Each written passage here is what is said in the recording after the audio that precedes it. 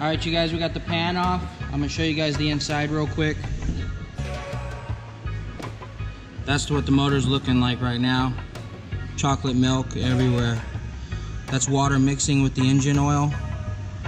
And then the pan is right here. That's what the pan looks like. So we're gonna go ahead and start taking off some caps and see what those bearings like. When we get the bearing caps off, I'll get back to you and let you know what's going on.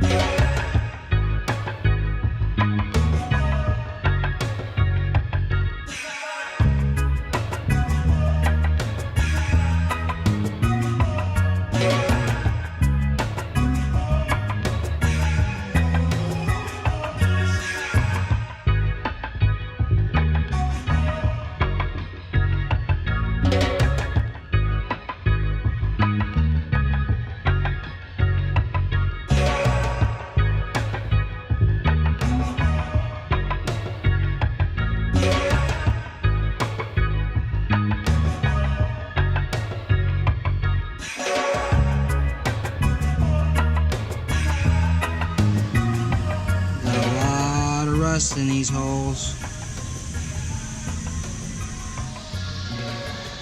So we got the top end off, got one of the heads out, found the culprit. Looks like there was water in the holes. Probably was hydro locked at one point. The spark plugs were already out of it when we got the engine. At that point most of the water had to have been gone, but she still wasn't cranking over.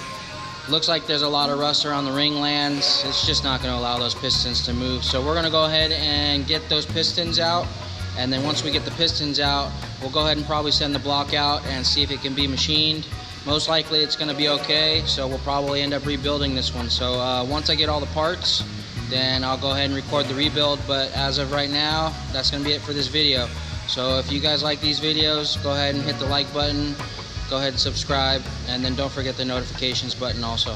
Until the next one, I'll see you next time. Peace.